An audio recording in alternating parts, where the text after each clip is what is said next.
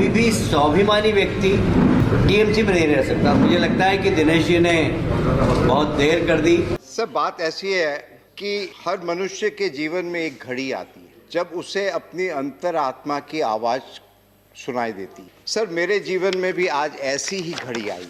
मैं यहाँ बैठकर सोच रहा था कि हम राजनीति में क्यों आते हैं। देश के लिए आते हैं, सबसे सर्वोपरि होता है देश। अभी 2 दिन पहले बस 2 मिनट, माननीय प्रधानमंत्री और गुलाम नबी आज़ाद दोनों, एक सत्ता पक्ष एक विपक्ष, मगर अपनी भावना देश के लिए थी।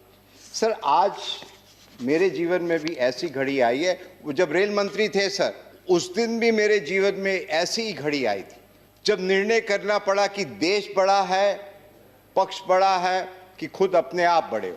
मेरे गुरुजन, हाँ 2 मिनट सर, सर हम ज़्यादा बोलते नहीं हैं कभी। मैं जानता हूं पर चूंकि मेरे सर गुरुजन, मेरे माँ बाप, जब मुझे बेस्ट पार्लियामेंट का अवार्ड मिला था तभी भी मैंने ये कहा था कि मुझे उस लायक बनाया। तो आज भी जब देखते हैं कि देश की क्या परिस्थिति, पूरी दुनिया हिंदुस्तान की तरफ देखती है। कोविड का भी जब हुआ, दुनिया देख रही थी कि किस प्रकार हिंदुस्तान आगे निकलेगा। बहुत अच्छी तरह सबने मिलकर, जैसे प्रधानमंत्री ने बताया कि 130 करोड़, मगर नेतृत्व उनका था। तो सर, कहने का मकसद यही है कि जिस प्रकार से वायलेंस हो रहा है हमारे प्रांत में, जिस प्रकार से लोकतंत्र में कुछ भी हो, तो मुझे यहाँ बैठा बैठा बड़ा अजीब लग रहा है कि मैं करूँ क्या। हम आते हैं उस देश से जहाँ रविन्द्रनाथ टैगोर, सुभाष चंद्र बोस, खुदीराम, और वो जो कविता होती है ना कि एमुन देश कोथाय पा खुजे पाबे गो ना गो तुमी सेजे होच्चे आमार जन्मभूमि। असल में हम जन्मभूमि के लिए ही है और कुछ नहीं।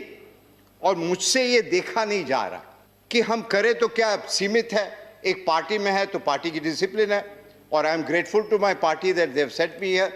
मगर मुझे अब थोड़ी घुटन महसूस होती कि हम कुछ कर नहीं पा रहे, उधर अत्याचार।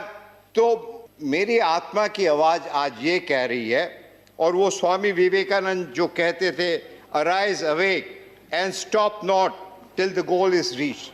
तो आज मुझे आत्मा ये कह रही है कि यहाँ बैठे बैठे यदि आप चुपचाप रहो और कुछ नहीं कह सकते हो, उससे अच्छा है कि यहाँ से आप त्याग पत्र दो और जाके बंगाल की भूमि में इसके लिए ड्यू प्रोसेस है। माननीय चेयरमैन साहब को कहता हूँ, मैं आज यहाँ से इस्तीफा दे रहा हूँ और देश के लिए, बंगाल के लिए हमेशा इसके लिए भी एक ड्यू प्रोसेस है। माननीय चेयरमैन साहब को आप लिखित दें, माननीय चेयरमैन साहब को आप लिखित दें, इसके लिए ड्यू प्रोसेस है।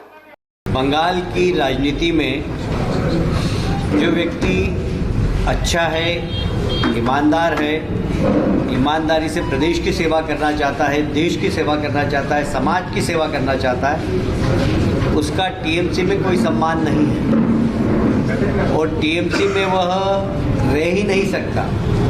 और विशेषकर हुआ पीसी और बाइपो के अहंकार के कारण कोई भी स्वाभिमानी व्यक्ति टीएमसी में नहीं रह सकता। मुझे लगता है कि दिनेश जी ने बहुत देर कर दी। मुझे तो साल भर पहले एक बार एयरपोर्ट पे मिले थे, तब उन्होंने कहा था कि बहुत ख़राब स्थिति है, मैं बिल्कुल काम नहीं कर पा रहा हूँ। पर टीएमसी छोड़ते छोड़ते उनको साल भर लग गया।